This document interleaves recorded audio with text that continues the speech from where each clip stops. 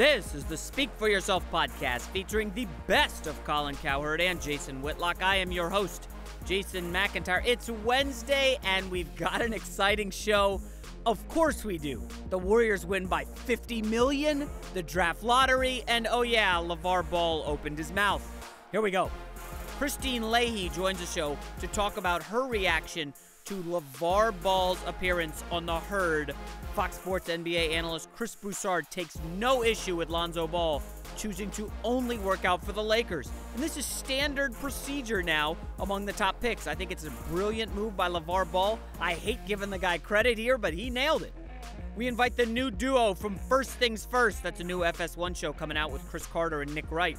They're going to discuss LeBron James. Plus, can you believe Giselle's comments about Tom Brady and concussions? What the heck are you doing, Giselle? Finally, we preview tonight's Game 1 in Boston, where King James comes to play against the Celtics. I love the Celtics tonight.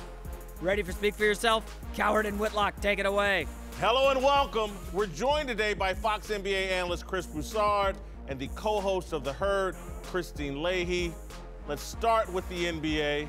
Or more specifically, let's start with LaVar Ball, the most controversial man in basketball today. The father of the former UCLA star Lonzo Ball came on The Herd today and had a fiery exchange with our very own Christine Leahy. It all started when he was asked about the sales of his Big Baller brand shoes. Yeah, I sold a good amount to me. Like I said, there's different amounts. How many?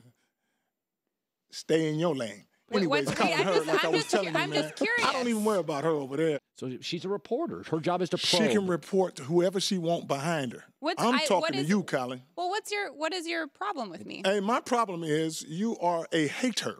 Why am I would a hater? never wear a Big Baller shirt. But no, good. I didn't Don't say even that. talk to Big Baller. I heard you say it. I'm not even worried about it. I said that I wouldn't wear something that It as says a woman. Big Baller. It's the same thing. Yeah. With all due respect, you're a great reporter, just not reporting on me. And going back to Whitlock, I don't think he can comment on anything but snacks.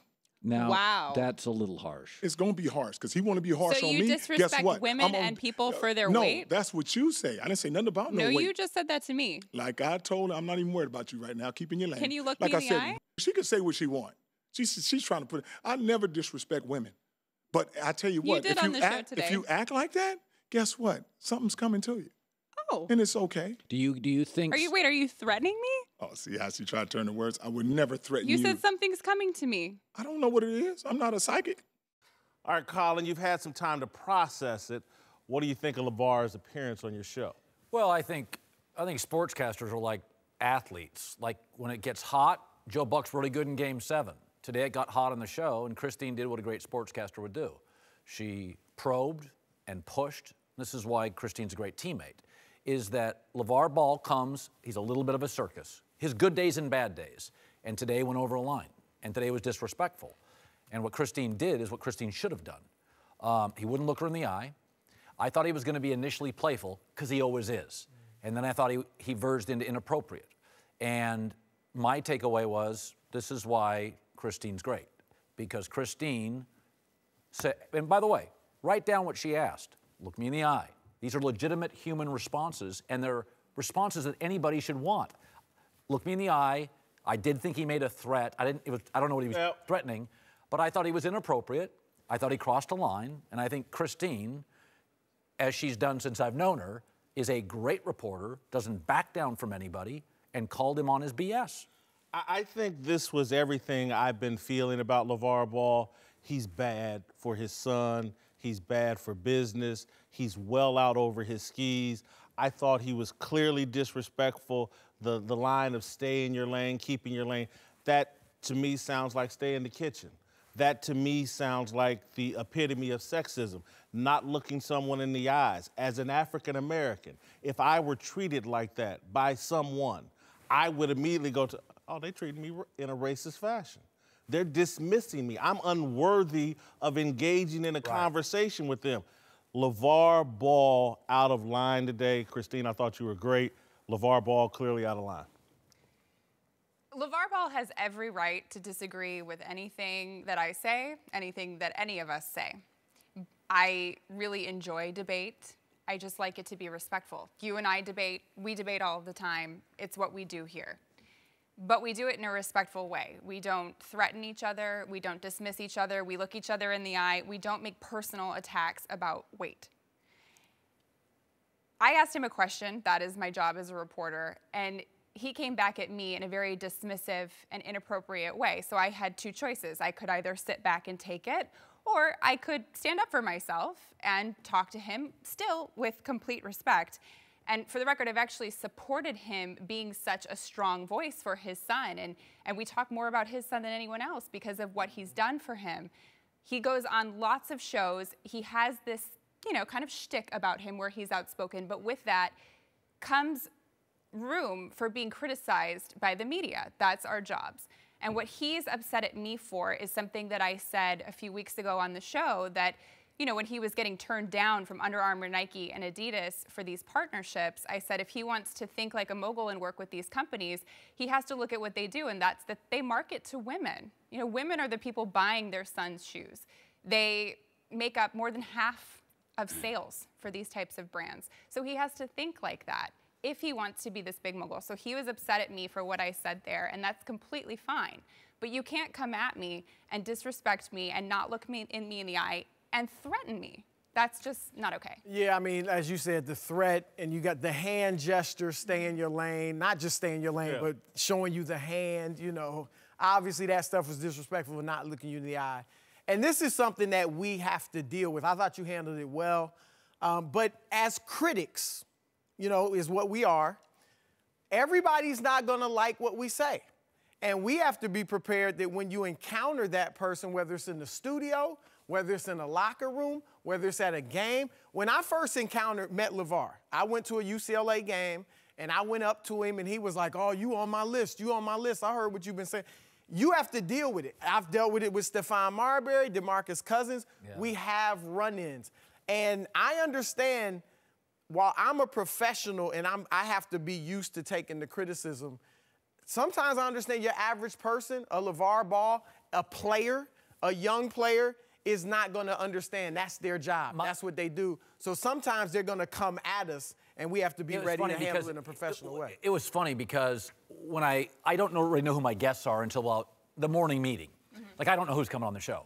And when I was told it was LaVar, it's hard for me to reconcile because I thought today he was newsworthy. Without question. Yeah, so like there's parts of me that when I hear LaVar, I think, okay, I don't want to sensationalize him, but I did think, because I'd already had him on once, I thought, actually, I do care today what he had to say. Yes, and so the first 7-8 minutes were basketball, and he was actually really good in the basketball stuff. Except for the Michael Jordan. Yeah, he's off the track.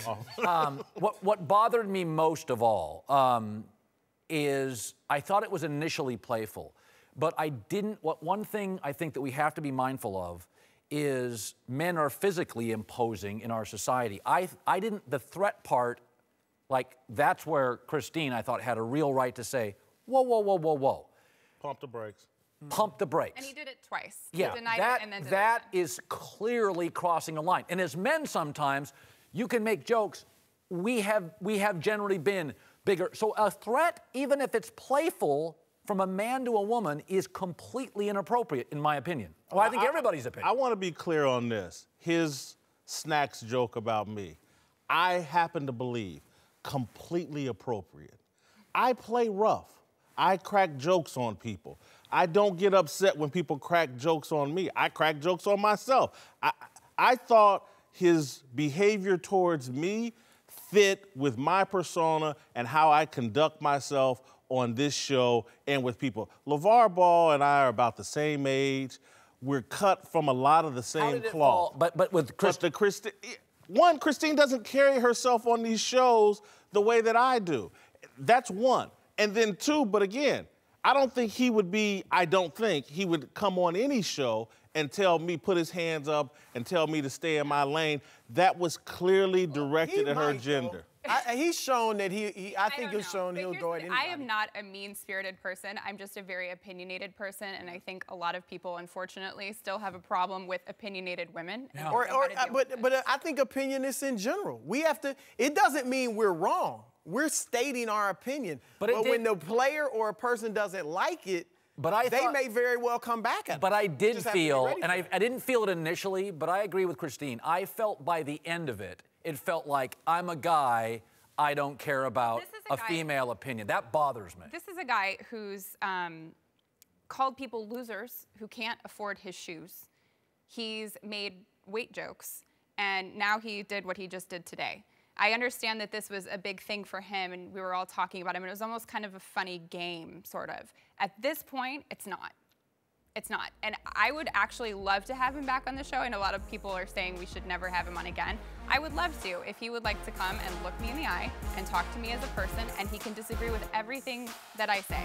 But let's do it man to man. Right. Well, I'm sure you'll be surprised to hear LaVar also said some things last night that had people talking, insisting his son Lonzo will only work out for the Lakers in the lead up to the draft. Today on The Herd, he doubled down in his desire for Lonzo to play for the hometown team. Whitlock, do you have a problem with LaVar saying his son will only work out for the Lakers? No, this strikes me as the same as Jack Elway getting his son out of playing for the Baltimore Colts and Bob Irsay.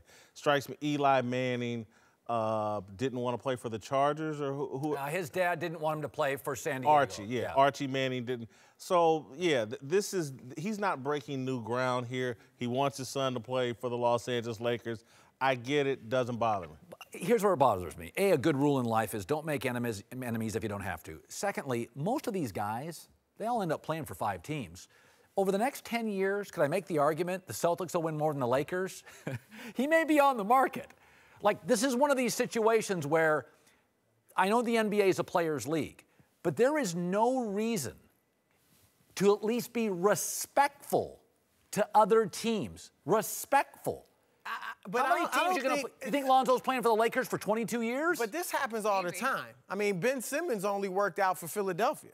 And it took him a while to even, they got that workout like within a week before the draft. So this is not new, as Jason said. I mean, teams haven't worked out for Sacramento, for the Jazz. But Philly only had they had the first pick. But Ben Simmons, it was put out right after the draft lottery, he was not going to work out for teams. Everybody. And then at the end, like a few days before the draft, he worked out for the Sixers. So this is not new. Look, if Boston wants him, they're going to take him. No NBA team is going, I don't think they will take him, but if they want him, they'll take him. If the Lakers were to pass on him, we know that won't happen. But if Philadelphia liked him, they would take him. Teams have seen enough of him. They know what his game is like. They're not going to let this stop them from taking him. I actually think it makes sense because you're showing other teams he wants to play for the Lakers, period. So if you draft him, you might be taking an unhappy camper. I don't believe Boston wants him at all, and I actually have no problem with this. How come? Why do you say that? Yeah, I don't think my belief. She has good sources. I don't think Boston wants him, but because I said so. No. What would be Boston's reason for not wanting him? They don't like him as a player? They think his dad's too much baggage? Well, I think when Lonzo has made it very clear where he wants to play, what's the incentive of bringing him somewhere else? And I don't have a problem with this at all because players are dictating where they want to play later on in their career, so why not just let them do it as rookies? And think about this. We'd all, almost to a point of being maddening, Danny Ainge has been patient.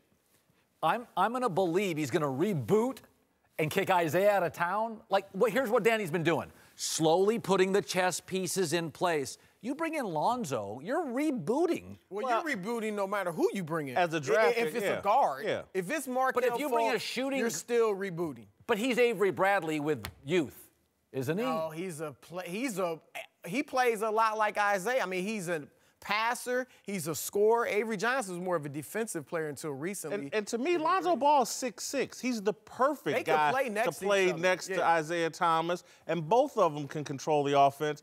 Again, I find it fascinating that Boston, and I don't blame them, Boston has a proud NBA history. Like, oh, you don't want to play for us?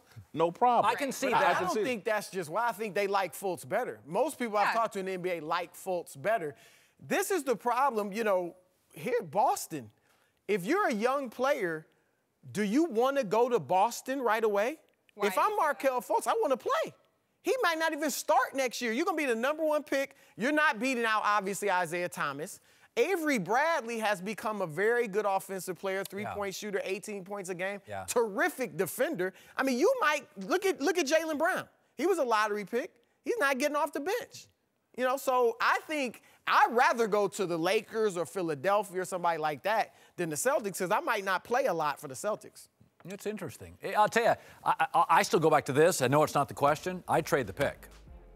We're going to get to that. We're going to get to that. We're going to get to that later in the show. Last thing I want to say, and I know LaVar's watching, I ain't Stephen A. Stick. I'm Jason Whitlock. You got to bring some substance to me. All right, welcome back. Joined now by my friends, Chris Carter, Nick Wright, the hosts of First Things First, starting September 5th. Catch it weekdays 6 to 9 Eastern right here on FS1. Essentially, it's our morning show, which we've been waiting for. You've done a lot of things in your career. I know you. You're fired up.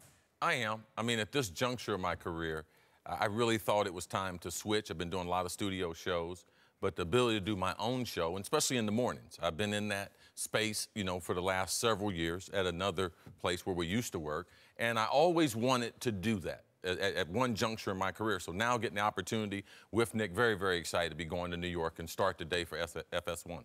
Yeah, I couldn't be more excited to work with Chris. It's kind of a good dichotomy, like the guy who didn't play anything but thinks he knows all of it, and the guy who actually played it and has the learned experience. And our show starts in September, but come the first of the year from 6 to 7 a.m., we're going to be the only live sports television show on any of the major networks. So it's exciting, and it's a blessing to have such a great partner. So I can't wait for it. So let's move to LeBron and the Cavs. Here we go. And the Cavs who take on the Celtics, game 1 of the Eastern Conference Finals. It's already tonight in Boston. Cleveland's 8-0. 8-0 in the playoffs. But incredibly, the Cavs haven't been as dominant as Golden State. The Warriors are also undefeated. They're 10-0, and with some massive margins of victory, including last night's ugly 36-point romp against the Spurs. Whitlock, is the Warriors' dominance putting added pressure on LeBron? I'm not sure. I don't know. Maybe I don't understand the question fully, but I don't think this puts extra pressure on LeBron. I think LeBron has pressure all the time since he was 18 years old. And I think we continue to compare him to Michael Jordan. That's adding pressure. Look, the Warriors are dominant in the West. They've run into some good luck with Kawhi getting hurt. They're going to remain dominant. The Cavs aren't going to have any problems with Boston. I don't see added pressure. I think the Warriors' dominance is the best thing that could happen to LeBron James. I think everybody in life, myself included, anybody that wants to get to the upper tier in anything needs a trampoline. They need a good rival, a good boss, a good break. I think the Warriors crushing the West. You having snacks already? Yeah. It's good. I honestly... It's great television. I think the Warriors going 12-0 with 11 blowouts. LeBron beats them. I think you start having trouble denying him and MJ are darn close. Right. Nick and I were together last night, or this morning, and we were talking about this. I asked Nick the same question. And I was shocked because there's no two bigger fans than LeBron. Well, there's no bigger LeBron fan than him. I thought I was a big LeBron fan. But he had a very interesting answer as far as the pressure, and is LeBron under more pressure right now at this point in his career? This is the first time in LeBron James' entire career he's not under any pressure. Winning the title for Cleveland, while winning it, coming back from 3-1 down, having the greatest 3-game stretch in the history of the sport against a 73-win team that then adds Kevin Durant and is the overwhelming Vegas favorite. It's the first time ever that if the season ends without Let me LeBron... get me a snack on that one, brother. Let me get me a snack. If the season ends without LeBron winning the championship, no one's calling him a choker or saying he can't do it. And I think that's why we are currently seeing the best version of LeBron we've ever seen. Pressure. He doesn't have that weight on his shoulders that he's always had. It's interesting. It is the first time in his career. I mean, he grew up with real pressure. In the hood, you don't know pressure. We know real pressure. In the hood, growing up with his mom, in the projects, not even going to class, moving from various residences, like, that's real pressure. This is the first time. Snacks. It's hard to do a show eating snacks. Not for me. I got a lot of practice. But it is interesting because I've also found this, is that when you host a daily show, you get your emails and your tweets, and you can see the venom or animus toward LeBron post-decision. I think people liked him early, and then he went to Miami and everybody hated him, and then he won, and about 30-40% of the people are like, okay, he's great. Like, I find now it's a 70-30, hey, we're pulling for you, big fella. He's no longer the villain of the league. Russell Westbrook. I don't know if he feels that. I don't know if it's true, though? And the arrogance. No, I think it's true. The arrogance of Golden State has helped him, too. Yes. Yeah. I don't think he feels, though, like everybody's on his side. The great ones that we see with Michael Jordan, we see it even with Tom Brady, they invent enemies. But I think Nick's point of the first time you're fully free and like, holy cow, and we're all sitting back going, where'd this come from? And he's playing in the playoffs. Yeah, we're attributing it to rest when it may just be, man, I'm just out here and there's nothing they can say. He's just like laughing at all his critics every time he's going up and down the court. It is, if you look at the greatest moments of LeBron's career, only one of them has been under intense pressure. Game 6 against Boston after they had lost to the Mavericks. The 48 special game against Detroit. He's 22 years old against a team that had been to the finals and won the title. Nobody's expecting him to do that. If he loses that game, no one's blaming him. Last year, down 3-1, when the Warriors are openly comparing themselves to the Showtime Lakers. When LeBron is able to just play the game and not get in his own head, which has been something that's been a struggle for him at times, that's been when he's been at his best. Right now, it's why I think he wants to play the Warriors and not the Spurs. Yeah. If you play the Spurs and you lose, people are like, what the hell, is Kawhi better than you? If you play the Warriors, everyone's picking the Warriors. He can just go play ball. There is a real freedom. LeBron's may not be the best. No, you made the best point. So let's talk the big winners at last night's lottery, the Celtics. Boston landed the #1 pick, which is great news for the East top seed. But with the top prospects like Markelle Fultz and Lonzo Ball, this year's draft class isn't ideal for Boston, who already have a star point guard in Isaiah Thomas. Colin, should the Celtics trade the top pick for an established star? How many games did Markelle Fultz's college team win? Not in the ACC, not in the Big Ten and the Pac-12. 4? So you're going to tell me he's going to go? Like, okay, Boston. Al Horford and Isaiah Thomas. Okay, he's a little athlete, and one's an old athlete. You gonna wait 4 years? Because it took Kawhi Leonard 4 years to pop, and it took Paul George 4 years to pop. You think this guy's gonna catch up to LeBron? Okay, you got all these young guys. You got a Jaylen Brown.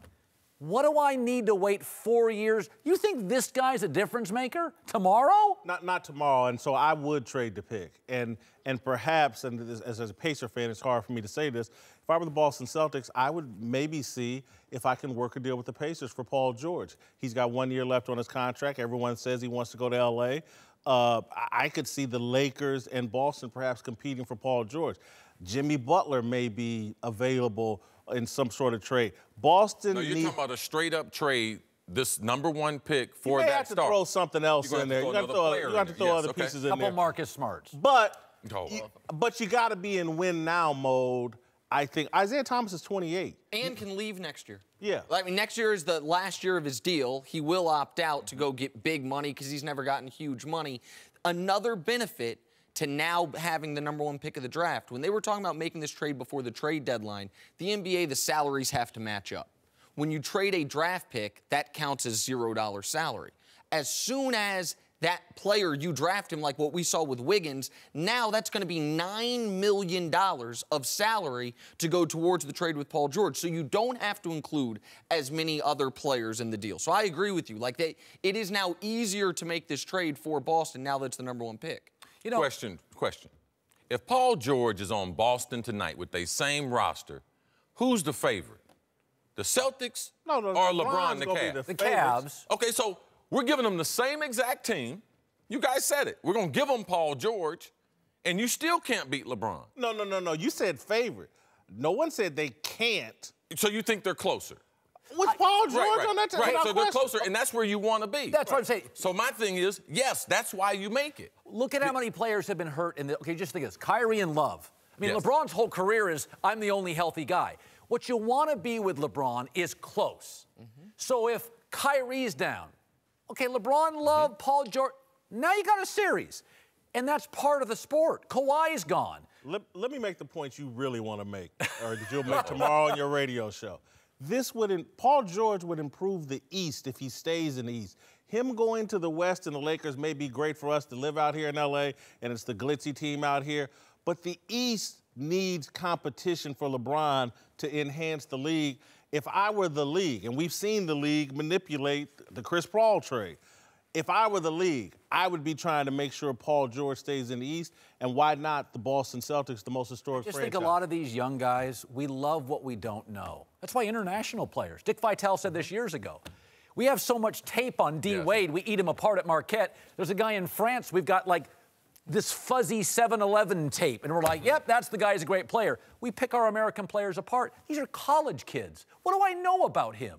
I don't know if he can guard a guy in the NBA. And the idea that that the Celtics should wait out LeBron, it assumes that's a long wait. Well, and it's a faulty assumption because it assumes LeBron's going to make all these finals in a row and then just stop making any finals. What's more likely is over a 10-year period, LeBron makes 9 NBA finals, but that doesn't mean he makes 9 in a row, that he makes it this year. And then next year, for the first time ever, he gets injured, or something happens, or he's just worn down from 7 straight finals appearances and misses it. And then the next 3, he makes those. You want to be ready for the year, the 1 year LeBron doesn't make it. And if you don't, if you go with the rookie, if you go with the #1 pick, now your timelines are askew. Now Isaiah Thomas's timeline's here, Horford's here, and your rookie's here. How do you line them up? And but what Nick's saying basically is you win a title, just one. You get Kevin Durant doesn't leave OKC if he wins a title. Do you know how many titles the Celtics have won over the last 20 years? As many as the Kansas City Royals. Yes. That's it. But you win one. That's the thing. Is that a shot at the Kansas City Royals? No, we were discussing this earlier. He gave me that earlier. Kind of a shot, but he gave it to me. But his point is well taken. Let me just say this. September 5th, if there's no cake in this man's face, I'm holding you personally responsible, saying there's some type of bias or something. There better be a cake in the man's face. Man, control the snacks on your show, all right? Welcome back. We're joined now by Super Bowl champion Eric Davis and the founder of the Big Lead, Jason McIntyre. Let's move to Tom Brady. Just a day after the Patriots quarterback said he wants to play until he's 45, Brady's supermodel wife, Gisele Bundchen, went on CBS this morning and dropped a surprising bit of news about the Super Bowl champ. Are you trying to get him to retire? You know, I just have to say, as a wife, I'm a little bit, it's, as you know, it's not the most like, let's say, an aggressive sport, right? Football, like he had a concussion last year. I mean, he has concussions pretty much. I mean, we don't talk about it, but he does have concussions. All right, the NFL put out a statement today saying, quote, there are no records that indicate that Mr. Brady suffered a head injury or concussion or exhibited or complained of concussion symptoms. Colin, should the NFL be concerned if Brady's hiding concussion? Well, it's interesting because the Patriots have been that one organization that occasionally hides information. And if any other team, I just think New England, it's, oh, there they go again. There they go again. So for the people that are on the fence or don't like New England, here's more ammo that New England is putting guys out there, hiding reports and hiding injuries. This is not a New England issue. This is a Tom Brady issue. If I don't believe in this environment, Bill Belichick, Robert Kraft, their coaching staff, their training staff even would hide this. Remember the Deflategate thing. Bill Belichick stood up and said, go talk to Tom about that. That's Tom. If there's a problem with the balls, that's Tom. I think he could do the same thing here. If there were hidden concussions, it's Tom Brady, not Belichick, not their culture. It's a macho football player being macho. No, this isn't a Tom Brady issue. This is an NFL issue. Because you have concussion protocol, and you're supposed to protect your players. That's number one. That's about the league. Players don't hide? Well, see, that's the thing about it. That's why you're supposed to have independent people. You're supposed to have neurologists checking because you're trying to protect the player from himself. I am going to say, you can't fool him? I am going to say that I am okay. And if the doctors want you on the field, the team wants you on the field, so they're going to do it. The only time in my career I ever missed time for concussions, and I had plenty of them, 20 plus, while I played in the NFL. I know for certain. The only time I missed time as a player on the field was when my wife was actually in the room with the doctors. And she, just like Gisele's wife says, I know when my husband's loopy. She knew when I was loopy. That's the only time the doctors went through everything and said, you can't play. So now, twofold, it's an NFL problem because you're supposed to protect the players. And if you're worried about your league and moms and pops letting their little kids play the game, you got to do the things that you say you're supposed to do. And now the second part, once again, New England, as you said, they're fudging the rules. Wait, not just Tom Brady. What happens, because you have to come out of the game, what happens if a significant player has to miss time? That affects your game. That affects the outcome of games. You don't think it looks bad for the league? No, it does. But Eric, hold on. I'm just trying to understand.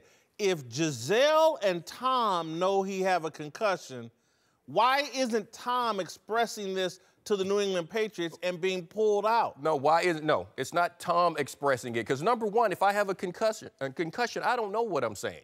I don't know what's going on if I'm concussed. I can tell you plenty of times when I was like, I can go, and I wasn't ready to go. I nearly fell out of a chair. And actually, I did fall out of a chair.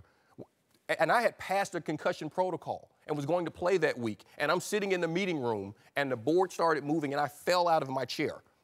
Everything just started moving on me. But I had convinced them I could play. And you had convinced them. I had convinced them that I could play. So that means you were probably trying to hide that you were concussed. But that also means that I was not thinking clearly. And when you see that, and at the time, you didn't have the protocol. That's why I'm saying it's a league issue. Beyond it, twofold. It's a league issue because it wasn't on the report. That's cheating.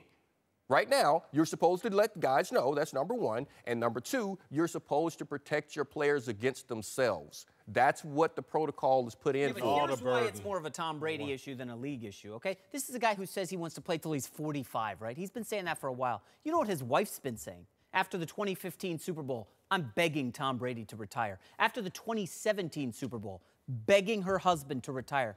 Is she putting this out there? Maybe because she wants Tom Brady to walk away from Without football. question. No, I mean, it's obvious. By the way, maybe he's saying he wants to play that long because he's concussed. She's not a doctor. Are you sure about that? Well, no. Certain? By the way, but she is. My wife, people who love people say a lot of things. No, trust me, I know that. But people who how live, do we know she's but right? But people who live with people also know their mannerisms, and you know how they conduct themselves, and you know when something is off. And that's why I'm saying, like I said, I'm living proof that my wife knew I was off. And once they actually went into detail, they saw I was off. So she's revealing this for a reason. But Colin, I'll just say this. Giselle's a public figure. I've had my mother interviewed from time to time, and I've never liked anything she said. But other than she's just hearing it now because she watches this show. Never say she's not a public figure. She doesn't know what she's saying a lot of times and how it can be used. Gisele Bündchen is a public figure, married to Tom Brady, under the spotlight. She knows exactly what she's saying on TV and knows the ramifications of what she just said on TV.